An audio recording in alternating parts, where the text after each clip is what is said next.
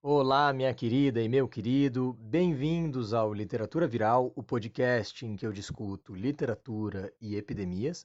O meu nome é Áureo Lustosa Guérios, eu sou doutorando em estudos literários e humanidades médicas na Universidade de Pádua, na Itália. E até agora você me ouviu falar sobre a tuberculose na literatura e hoje a gente vai mudar um pouco a marcha, a gente vai botar uma segundinha, uma terceirinha e vai passar a falar sobre o grande inimigo da humanidade, a poderosa chefona, a doença mais casca-grossa. Tão casca-grossa, na verdade, que ela se transformou na metáfora de todas as doenças. Sim, senhoras e senhores, nós estamos falando da peste. Não a peste do Camus, a peste da Idade Média mesmo, aquela hardcore, a tal da bubônica. E nós vamos falar sobre isso hoje e em mais 3 ou 4 episódios, porque a peste não é brincadeira. Então se preparem, senhoras e senhores, porque no episódio de hoje nós falamos sobre Camus e Shakespeare e Boccaccio e Ben Jonson e sobre ratos, esquilos, capivaras, pulgas e terminamos falando sobre flageladores, sobre flagelantes, sim, pessoas que chicoteiam a si próprios. E não se preocupe, esse é um episódio de família, nós não estamos falando de sadomasoquismo. Simbora então, meus queridos, porque eu finalmente ganhei coragem para enfrentar esse assunto. Basicamente, eu virei um cabra da peste.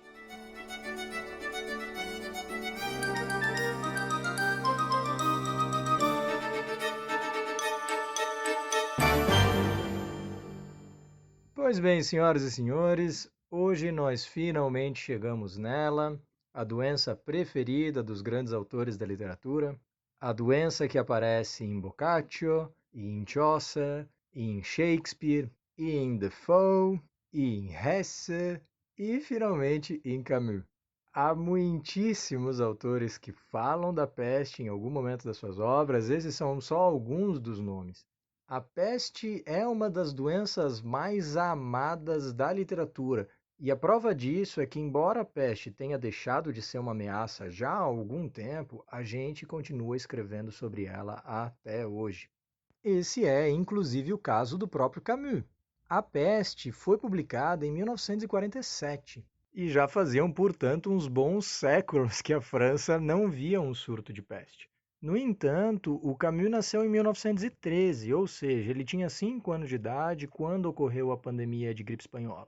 Embora ele talvez fosse muito pequeno para se lembrar, ele certamente conhecia pessoas que viveram isso de forma intensa. Então, a peste poderia muito bem se chamar a gripe, caso o Camus tivesse em busca de uma doença que tivesse algum grau de realismo. Ou então ele poderia ter escolhido um outro título, como por exemplo a cólera. As pandemias de cólera assolaram a Europa até o final do século XIX. E, portanto, do ponto de vista científico histórico, naquele ambiente, pelo menos fazia mais sentido ele falar de uma epidemia de cólera do que de peste. No entanto, ele precisa da peste. Ele não poderia ter escolhido uma outra doença, porque a peste tem essa enorme carga metafórica de a doença, a grandíssima epidemia por antonomasia, a rainha de todas as enfermidades, a imperatriz das doenças contagiosas. Essa é a peste. E esse nosso verdadeiro fascínio com essa doença em específico também transparece agora durante a pandemia de corona. Porque há 2 obras que foram produzidas no século XX que tratam de epidemias e que passaram a ser muito vendidas e revisitadas nesse contexto. E elas são A Peste, do Camus, de 1947, e O Ensaio sobre a Cegueira, do Saramago, que é de 1995. Agora, eu acho interessantíssimo que essas obras passem a ser muito mais vendidas e procuradas e relidas e reanalisadas, não só no Brasil, o que até seria de se esperar de uma certa forma, né? O Saramago escrevendo em português, etc., mas também na Itália e também no Japão. E esse dado mostra para gente qual é uma das funções da literatura, há de ser uma muleta para o pensamento, de certa forma. A literatura ajuda a gente a criar cenários hipotéticos e ficcionais em que a gente consegue estudar as nossas reações. A gente consegue se colocar na cabeça das outras pessoas ou personagens, no caso da literatura, para entender por que elas fazem o que elas fazem e como elas explicam o mundo para si próprias. E através dessas reações, do acesso privilegiado que a gente tem aos desejos, aos pensamentos, aos sonhos dessas personagens, a gente, por semelhança ou por contraste, consegue muitas vezes estabelecer como nós mesmos vamos agir no mundo. E, portanto, a literatura pode ajudar a gerenciar situações novas e, por vezes, assustadoras, como o caso da pandemia do corona. E um outro motivo que me faz pensar isso é que, poxa, a gente já é bombardeado por corona o tempo inteiro. Já faz 3, 4 meses, sei lá, já perdi a conta, ninguém aguenta mais, é corona 100% do tempo, todo santo dia. No entanto, o que a gente faz? A gente começa a gravar um podcast sobre epidemia e vai ler Saramago e Camus. Ou seja, a gente se afunda ainda mais nesse assunto e vai buscar ainda mais obras de arte que nos ajudem a refletir sobre isso. Se você está ouvindo literatura viral, é possível que esse seja o seu caso também. E essa capacidade da literatura de nos ajudar a refletir, de iluminar uma questão de diversas perspectivas, de ampliar os nossos horizontes, é verdade, sim, da peste e do corona e de epidemias, mas ela é verdade sobre absolutamente tudo, né? A literatura é um instrumento poderoso que permite a gente a imaginar, tentar entender essa coisa complexa que é a cabeça das outras pessoas. Então, ela não necessariamente tem respostas, mas ela tem muitas perguntas. E isso pode ser, inclusive, bem mais legal, bem mais interessante, porque ela está sempre, eternamente aberta ao debate. Uma outra coisa ainda que me faz pensar isso é que existem muitas obras no século XX que tratam de doenças e obras esplendorosas. Nos episódios recentes eu falei reiteradamente da Montanha Mágica, que foi publicada 20 anos antes da peste. Mas há também o Morte em Veneza, que é de 1911, em que há uma epidemia de cólera. Há uma peça muito interessante de 1937 do Karel Čapek, que se chama A Doença Branca e trata de um novo tipo de lepra. Nos anos 60, o Solzhenitsyn vai publicar O Pavilhão Câncer, uma das obras literárias mais tocantes já escritas e que vem de uma tradição de grandíssimas obras literárias, né? O que é literatura russa, né? Pelo amor de Deus, convenhamos, né? Mas o que eu quero dizer aqui é que há muitas obras que falam de doenças e muitas delas falam de epidemias. Então, por que esse nosso foco sobre o Camus? Por que só se fala de a peste para cá, a peste para lá, a peste para colar? E há muitos motivos, muitos mesmo. E um deles é porque a obra é incrível e merece toda essa atenção e muito mais. Porque ela é efetivamente brilhante, poeticíssima, extremamente rica. E se você não leu, pelo amor de Deus, se dê esse presente. Você merece ler A Peste, meu querido, minha querida. Mas um dos motivos pelos quais a peste ocupa esse espaço central, na minha opinião, é justamente o fato de que ela trata de peste. Se ela tratasse de uma outra doença, talvez ela não fosse tão potente assim. Talvez ela não atraísse tanta atenção da mesma forma. E em grande parte é também esse nosso fascínio que vai motivar o Camus a buscar a peste e não a pneumonia, a gripe, a cólera, o que quer que seja. Mas uma outra coisa que também vai fazer o Camus desenterrar a peste, literalmente, é o enorme potencial intertextual que essa doença tem. A peste já aparece nos textos bíblicos e já aparece no Tucídides, o grande historiador grego, etc. Embora essas aparições sejam bastante problemáticas, porque a gente traduz os termos em hebraico ou em grego como peste, mas na verdade a gente não sabe de que doenças eles estão falando. Mas isso é papo para um outro dia, porque eventualmente a gente vai discutir isso sim aqui no Literatura Viral. Mas o que me interessa agora é que o Boccaccio vai testemunhar a peste no século XIV, em 1348.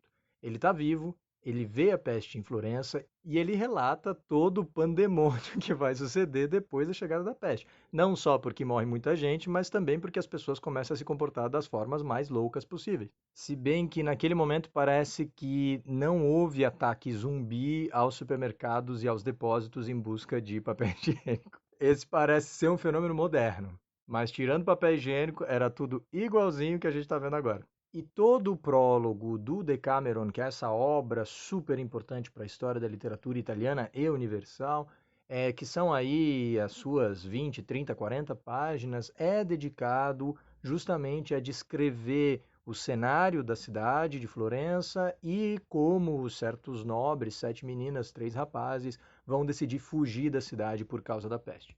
Então a peste já vai se mostrar aqui como um elemento literário muito poderoso, né, para criar esses cenários inusitados. A gente já viu isso no nosso episódio sobre o Poe, em que também, buscando fugir da peste vermelha, naquele caso, né, eles se isolam em um monastério e etc. E naquele momento eu mencionei como isso era muito parecido com o Boccaccio, inclusive. Então a peste é muito importante para essa obra, que é uma obra seminal, mas ela também vai aparecer em outras, como por exemplo no Shakespeare. Lembremos que o Romeu não recebe a carta da Julieta porque o mensageiro não consegue entrar na cidade de Mântua. E por que Mântua está fechada? Por causa da peste. Não deixa ele entrar com medo do contágio. Parece que tem alguma história aí que ele estava sem máscara ou não quis passar álcool em gel na mão. Era alguma coisa desse gênero. Não estou bem lembrado agora. Eu vou lá olhar no Romeu e Julieta depois de gravar o episódio. E na verdade faz todo sentido que o mensageiro não consiga entregar a carta por causa da peste. Afinal, se você lembrar mais para o início da peça, quando Mercutio morre, ele morre proferindo uma maldição, certo? E a maldição é a plague on both your houses, e que ele repete várias vezes, né? Então, uma peste sobre as vossas casas. É uma peste, é uma plague. E faz sentido, portanto, que eles sejam conduzidos àquele suicídio desastrado justamente por causa da peste, the plague. Tá aí as epidemias estragando prazeres desde 1600. E não é só no Romeu e Julieta que a gente encontra a peste no Shakespeare, não. Na verdade, há referências à peste em várias outras peças dele. A peste também aparece no Timão de Atenas, que não é o vencedor do campeonato grego. O Timão de Atenas é um cara mesmo. Né? Em inglês, a peça se chama Timon of Athens. Então, ninguém está falando do Mengão ou do Corinthians aqui, não.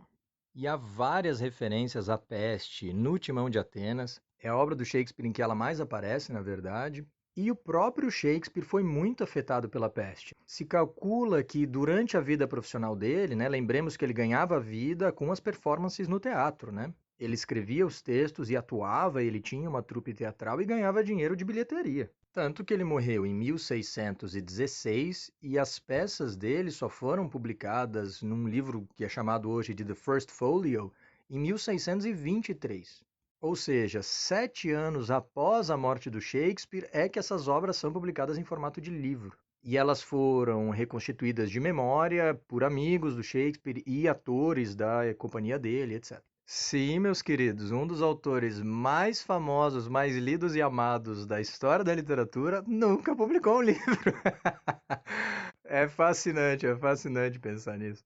Mas assim, para ser um pouco mais específico e fazer jus, na verdade, à complexidade da produção de literatura no início do século XVII, algumas das obras do Shakespeare já circulavam em outros formatos, não em formato de livro como o First Folio, que é de fato a primeira edição de obras completas e autorais do Shakespeare, né? Já existiam outros formatos que preenchiam outras funções, como se fossem livretos, né, que serviam para a pessoa que vai ao teatro de fato poder acompanhar o texto. Porque não é fácil acompanhar o Shakespeare, né? E não é só porque nós somos falantes de língua estrangeira. Mesmo para falantes nativos hoje é bastante difícil, e mesmo na época em que o vocabulário é muito mais próximo e etc., mas o Shakespeare tem uma complexidade estrutural ali e ele é tão refinado e as coisas acontecem no palco de forma tão rápida que é muito difícil às vezes você conseguir acompanhar sem ter já refletido sobre o texto, sem já conhecer a história, sem às vezes ver a peça mais de uma vez. Então existiam versões dos textos que circulavam e às vezes em edições falsificadas, na verdade, mas não de todos os textos e não necessariamente em versões confiáveis, definitivas, etc. E na realidade, ao longo da história da literatura, essa confusão de espólios, né, dessa quantidade enorme de textos que não foram publicados pelo autor e que por isso é uma confusão editar e saber qual é a versão definitiva, qual é o rascunho, etc. Isso é uma situação que é algo comum para muitos escritores, tá? Pensem no Fernando Pessoa, por exemplo, ou pensem no Kafka, cujas obras foram, na sua grande maioria, ou publicados de forma fragmentária em revistas e em vários tipos de mídia que não livros, ou que só vieram à luz de fato póstumamente e por isso às vezes são lacunares ou então que passaram por níveis de edição e revisão diferentes, né? Mas, como eu estava dizendo antes, se calcula que durante a vida profissional dele, os teatros foram fechados por decreto real em pelo menos 40% do tempo. Ou seja, em outras palavras, o Shakespeare fez home office dia sim, dia não, praticamente, né? Porque ele passou metade da vida profissional dele trancado em casa por causa de lockdown.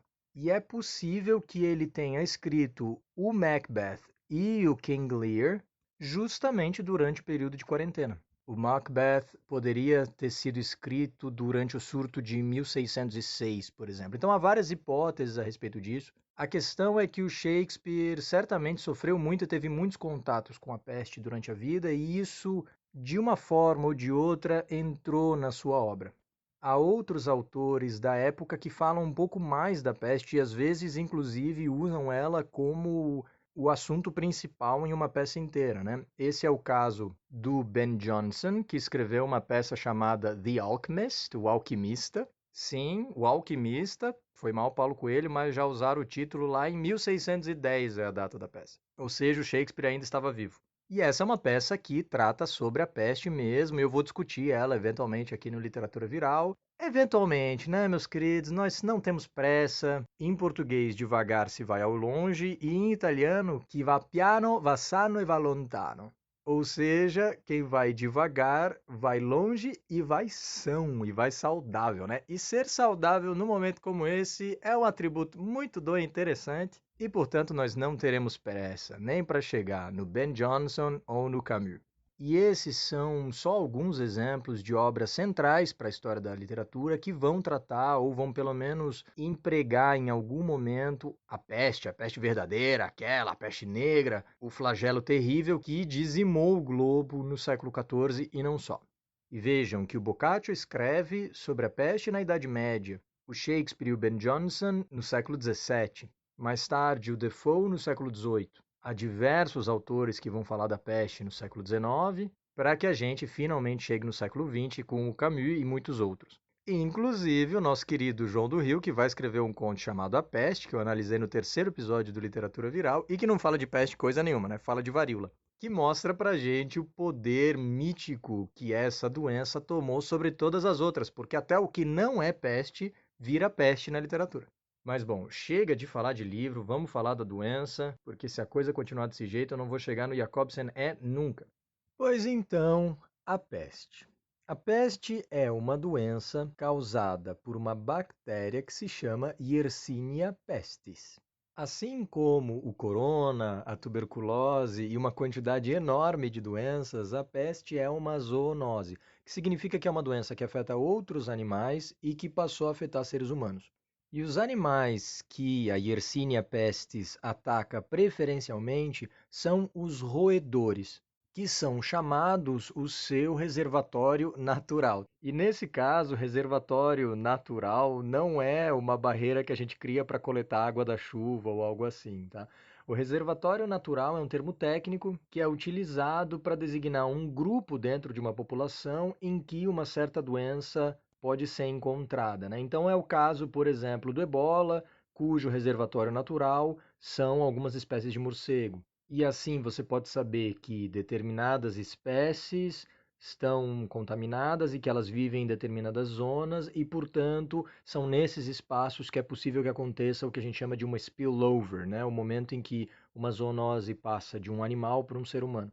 Não necessariamente a direção é sempre essa, né? Seres humanos também podem infectar animais. É a discussão que existe, por exemplo, no caso da tuberculose, como eu mencionei em alguns episódios anteriores, porque existe a tuberculose humana e a bovina, e a gente não tem muita certeza quem passou para quem aí.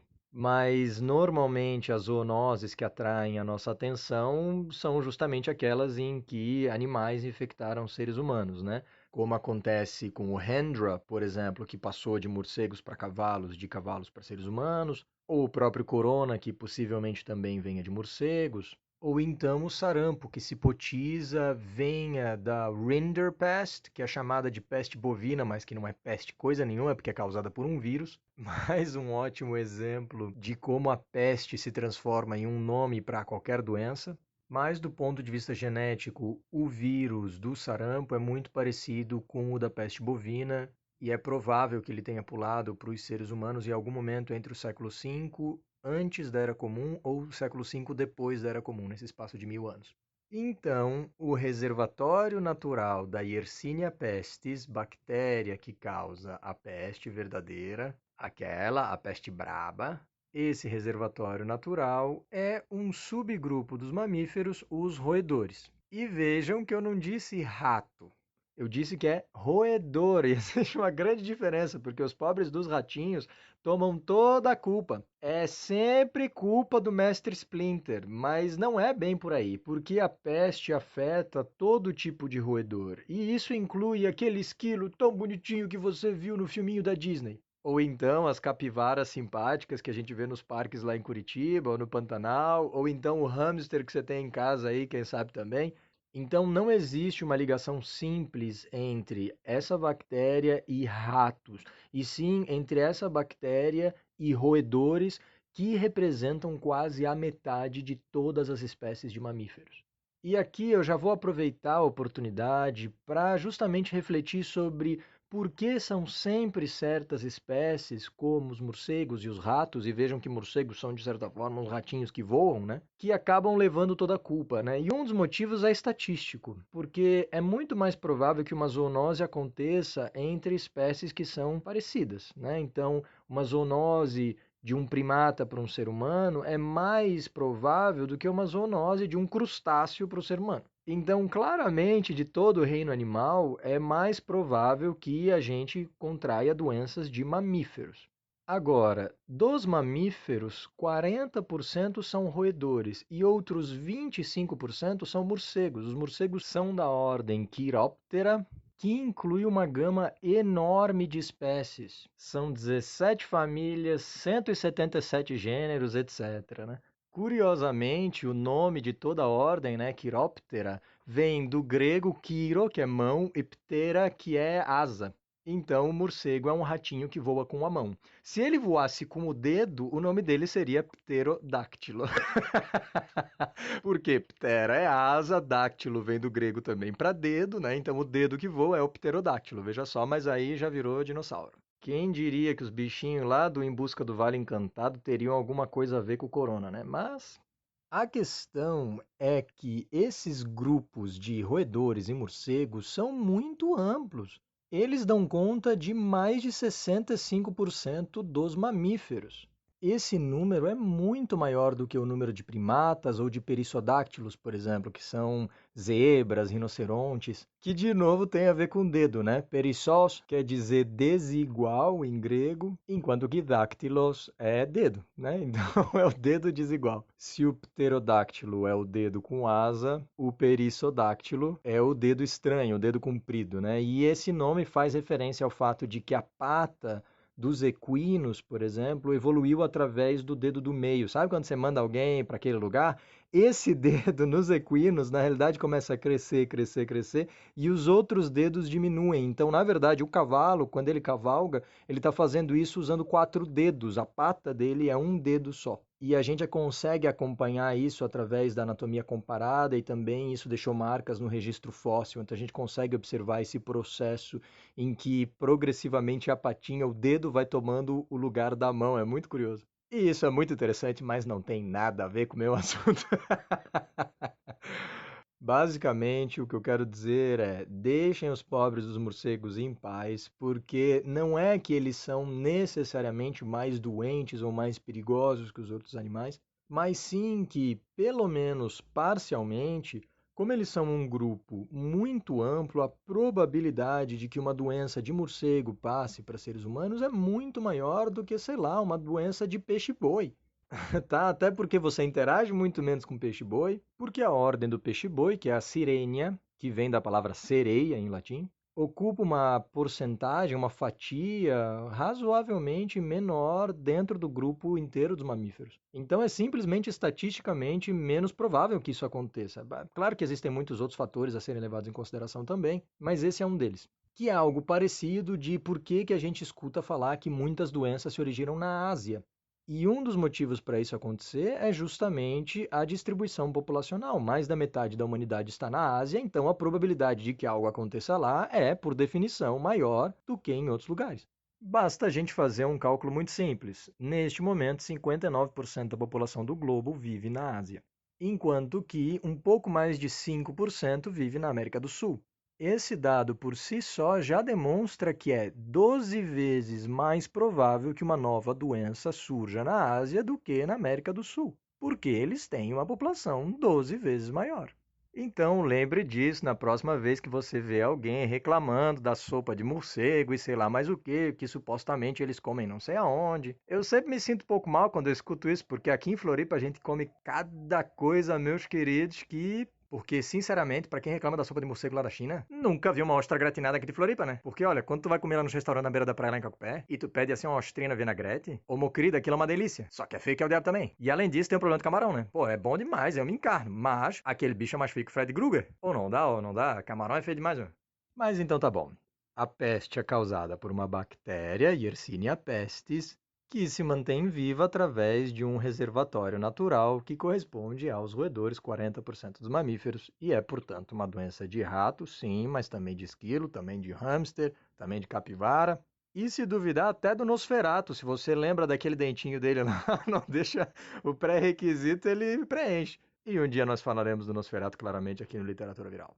Agora, para que a bactéria possa chegar nos roedores, ela vai se aproveitar de um vetor, uma pulguinha. Nesse caso, se trata de uma espécie de pulga específica. Lembremos que a pulga não vive só atrás da orelha, né? E ela não dá só coceira. Ela, na verdade, se alimenta através do sangue dos hospedeiros. Então, ela funciona exatamente como um mosquito. Ah, ótimo, né? Ela funciona. Ela se comporta da mesma forma como um mosquito, um carrapato, um piolho, etc. E a bactéria Yersinia pestis vai se aproveitar, na verdade, de uma espécie específica de pulga, que é a Xenopsila chaeopis. E eu só estou dizendo isso porque o segundo nome dessa espécie, Chaeopis, vem do faraó do Antigo Egito. Porque, se você lembrar lá das suas aulas de história, ou do gibizinho do Tintim, ou então do filme da Múmia, você vai lembrar que a grande pirâmide de Giza também pode ser chamada de pirâmide de Quéops. Quéops, que é a helenização, ou seja, é a palavra grega para se referir ao faraó que em egípcio se chama Khufu. Então, o nome da pirâmide de fato deveria ser Pirâmide de Khufu. Só que, na verdade, a gente chama ela com esse nome grego. E como essa espécie de pulga foi descoberta e descrita pela primeira vez no início do século XX, ela foi encontrada no Sudão, que é muito próximo do Egito, e essas regiões estão historicamente ligadas, né? Então ela recebeu esse nome em homenagem ao faraó e em referência à região em que ela foi encontrada. Não é que ela seja assim uma praga de Osíris ou que ela tenha alguma descendência mitológica. E então a bactéria vai se aproveitar da nossa querida pulguinha faraônica. Ela vai se instalar então no sistema digestivo da pulguinha e, ao se replicar, ela cria o que se chama de um biofilme, que é um líquidozinho viscoso em que se encontram todas essas bactérias. E esse biofilme vai acabar bloqueando o trato intestinal, o aparato alimentar da pulga, basicamente, e vai impedir que ela consiga se alimentar. A pulga, então, basicamente vai ter muita fome, ela vai continuar a se alimentar e beber sangue do seu hospedeiro, mas o sangue não passa pelo trato porque ele está inteiramente vedado por esse biofilme produzido pela Yersinia pestis. Isso, então, faz com que a pulga regurgite o sangue que ela bebeu, só que esse sangue está contaminado com a própria bactéria. E, nesse momento, ela, então, transmite a bactéria responsável pela peste para o seu hospedeiro. A pulga, no entanto, não conseguiu se alimentar. Ela continua faminta e, portanto, ela vai buscar com muita assiduidade outros hospedeiros para continuar mordendo e vai continuar regurgitando e vai continuar com fome e assim por diante. E a pulguinha pode parecer um bichinho meio despretensioso e tal, mas na verdade ela tem uma certa vocação para Chuck Norris, assim, ela é muito hardcore. Ela consegue resistir temperaturas drásticas, ela consegue passar meses sem se alimentar e caso a temperatura baixe muito, ela consegue inclusive hibernar por até um ano. Ela é dura na queda e, portanto, ela consegue continuar meses se alimentando freneticamente e infectando um número de hospedeiros muito grande. E, eventualmente, a pulga vai então morder um ser humano e aí é que começa o pandemônio todo. Quando a bactéria entra na corrente sanguínea de um ser humano, ela vai passar de 1 a 7 dias sem se manifestar, incubada. Mas depois desse período de incubação, ela vai atacar o sistema linfático e vai causar febre, dor abdominal, dor de cabeça, fraqueza, vômitos e o seu sintoma mais característico, que é a inflamação dos gânglios linfáticos. Os gânglios vão inchar, então, e vão aparecer esses nódulos na virilha, na axila e no pescoço, que são os bulbos, que é uma palavra aí que a gente encontra na botânica, né? A gente fala o bulbo é uma parte do caule, né? A gente come, por exemplo, o bulbo da cebola, também é uma parte da lâmpada e tal, mas nesse caso a peste vai se chamar peste bubônica. E esse termo vem do grego bubon ou vuvon. O grego é que nem o espanhol, ele mistura um pouco o B e o V. Mas bubon quer dizer virilha em grego. E a doença recebeu o nome de bubônica justamente porque é na virilha que estão os gânglios linfáticos que com frequência incham, inflamam e ficam então protuberantes. Então, por incrível que pareça, sim, existe uma relação entre cebola, virilha e peste. Meu Deus do céu. Porém, ainda mais assustadora é a taxa de letalidade dessa doença, porque a peste bubônica mata 80% das suas vítimas. Ou seja, 4 a cada 5 pessoas que contraírem a doença vão morrer. Se a gente compara isso com os 2% da taxa de mortalidade do corona, a gente consegue ter uma ideia muito diminuta do que devia significar, do verdadeiro terror primevo, inigualável que essa doença deveria causar nas pessoas. Ela é, sim, praticamente uma sentença de morte. E mesmo hoje, em que casos de peste são muito mais raros, mas eles ainda existem, e que a gente pode tratar e curar usando vários tipos de antibióticos, ainda assim a taxa de letalidade da Yersinia pestis é de 10% com o uso de antibióticos. Vejam que mesmo usando toda a capacidade da medicina moderna, ainda assim o melhor que a gente consegue fazer é fazer com que essa taxa caia para 10%, 5 vezes mais do que o corona.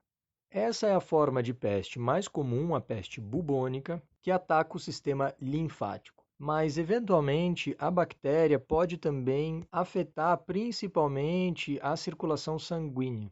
Em uma outra variante, que não é mais a peste bubônica, mas a peste septicêmica, e que, além de todos os outros sintomas, vai causar também sangramentos, nariz, boca e ânus, vários problemas de coagulação, inclusive vômito com sangue, e ela causa gangrena, ou seja, as extremidades, os pés e as mãos e o nariz tendem a ir apodrecendo, porque elas têm dificuldade de serem irrigadas por sangue.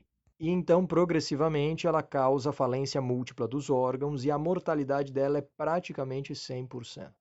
Sim, meus queridos, 100% de letalidade. Que é a mesma coisa que vai acontecer na terceira e última manifestação da peste, que é bem mais rara, felizmente, mas quando a circulação sanguínea acaba permitindo que a Yersinia pestis ataque o pulmão, o sistema respiratório, portanto, a bactéria vai ganhar a capacidade de se espalhar, assim como o corona, através do ar, através de pequenas partículas que o paciente secreta, e elas são microscópicas. Então, nesse momento, o mesmo tipo de transmissão do corona vai se aplicar e a peste não vai mais precisar do vetor da pulga e dos ratos para conseguir se espalhar. Vai existir um contágio humano de pessoa para pessoa. E essa transmissão aérea interpessoal vai permitir que a possibilidade de contágio seja muito maior, o que é uma péssima notícia, porque essa variante da peste também mata em 100% dos casos e muitas vezes em 36 horas, inclusive. Ou seja, ela é muito veloz, muito letal. Ou seja, nós estamos falando de uma bactéria que, quando infecta seres humanos, se manifesta de uma dentre 3 formas, e a forma mais benéfica envolve uma letalidade de 80%. Em todos os casos, a morte segue em poucos dias, muitas vezes envolvendo sintomas que são grotescos, como você vomitar sangue e ter as mãos e os pés gangrenados.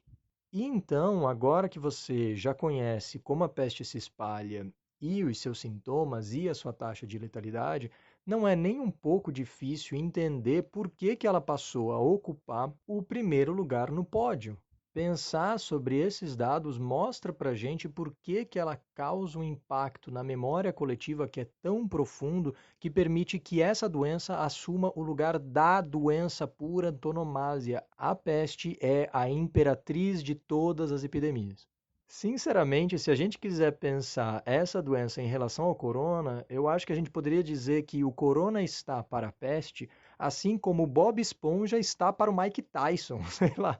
Ela é efetivamente uma doença horripilante e que causou, portanto, um impacto cultural profundo na história da humanidade. Eu vou discutir esse impacto cultural em outros episódios também, e por isso hoje eu não vou falar tanto da história da peste, que é efetivamente fascinante. Mas, né, eu gostaria que esse episódio tivesse menos que 4 horas de preferência, e eu já passei aqui de mais da metade do episódio e nem comecei a falar do meu assunto. Portanto, no próximo episódio eu vou sim falar mais sobre a história da peste. O que interessa para hoje é um fenômeno específico, uma coisa que aconteceu durante o século XIV, quando a segunda pandemia de peste chegou à Europa, segunda pandemia que nós chamamos muitas vezes de peste negra, Black Death em inglês, mas que na época não era de fato chamada assim. Os homens e mulheres que passaram por essa experiência normalmente se referiam a ela quando escreviam em latim usando o termo magnas mortalitas, ou seja, a grande mortandade, a grande morte. Mas independentemente de a gente chamar a segunda pandemia de peste de Black Death ou de Magnas Mortalitas, a questão é que a morte continua sendo um tema central. Ambos os nomes envolvem absolutamente a morte, que claramente nesse contexto era uma experiência corriqueira, frequente, cotidiana.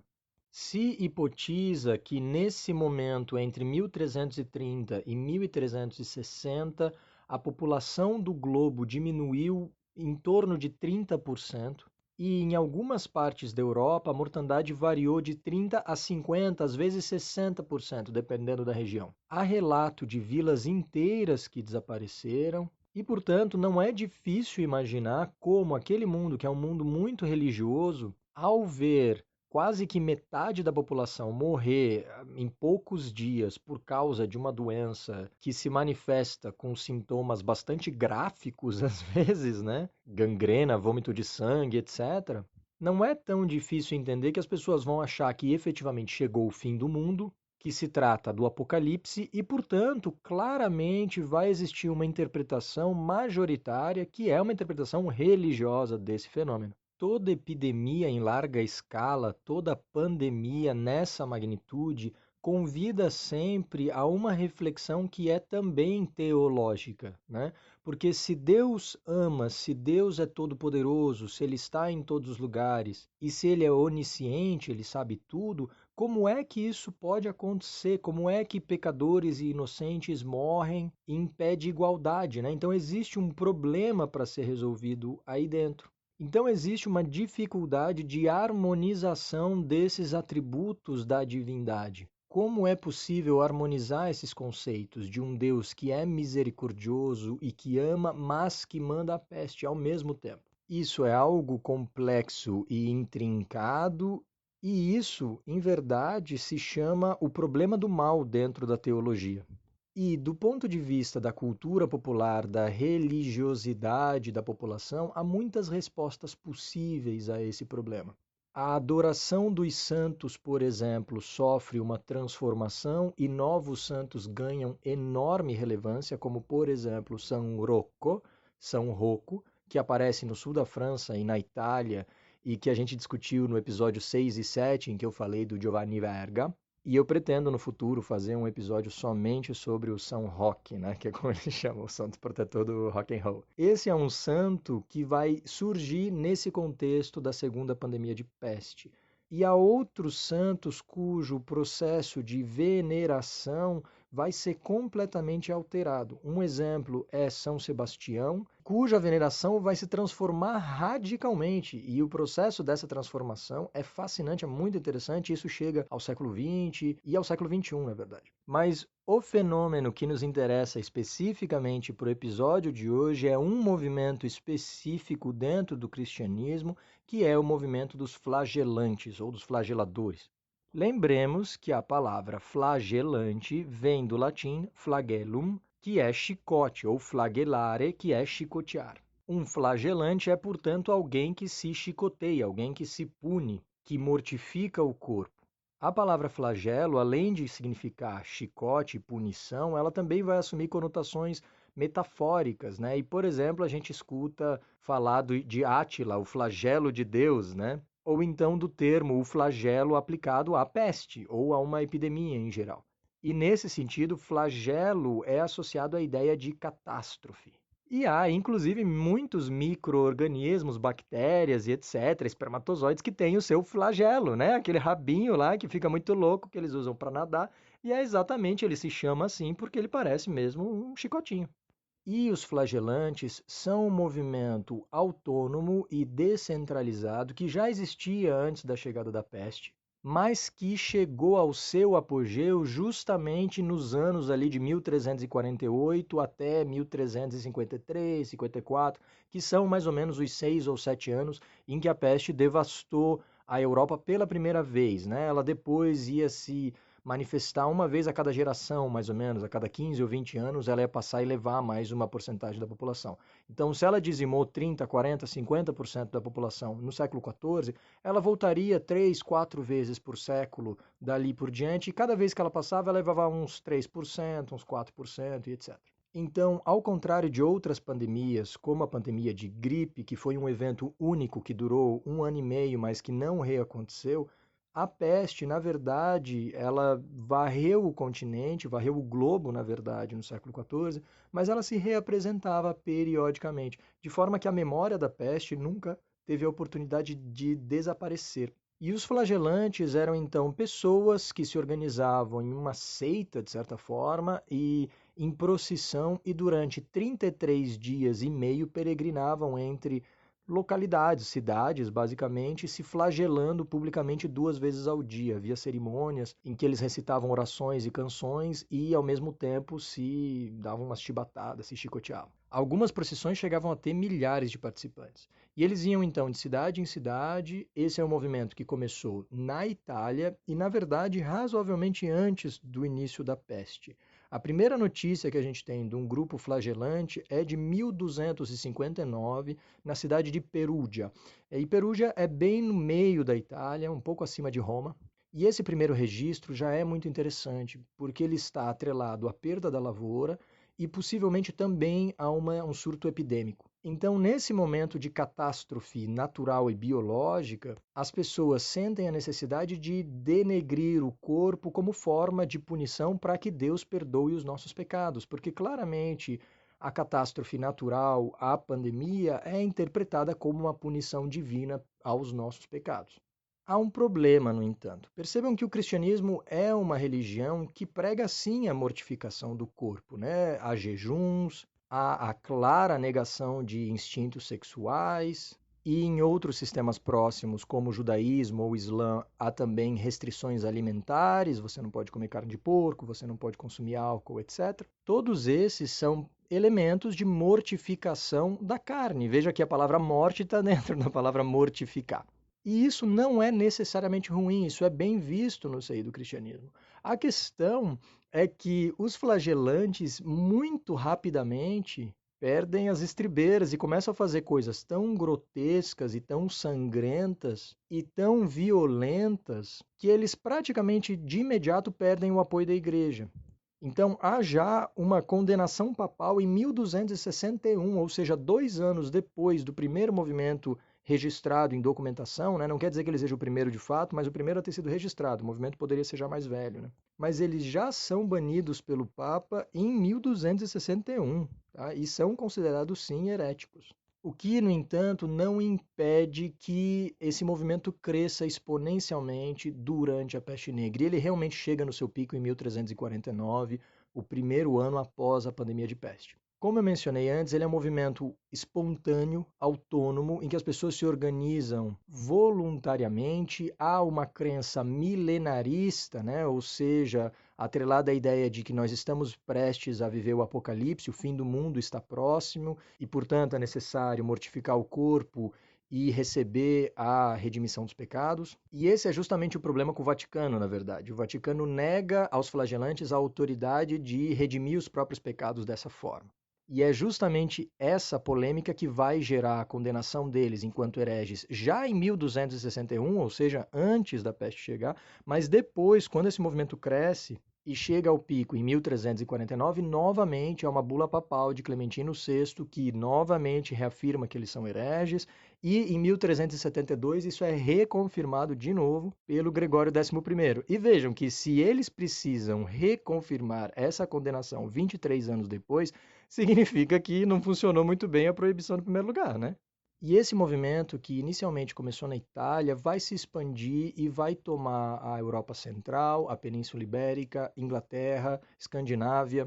Ele vai ser um movimento espontâneo, mas que é pan-europeu. Então isso é uma coisa muito interessante. E, de certa forma, esse tipo de procissão, de autoflagelação, perdura até hoje. Ainda há grupos e festas tradicionais no sul da Itália, na Espanha e inclusive no México, porque a Espanha difundiu essas práticas, que podem sim ser traçadas a esses movimentos do século XIII e XIV. Olha que coisa fascinante. E essas pessoas, então, peregrinavam juntas, né, e faziam essa procissão.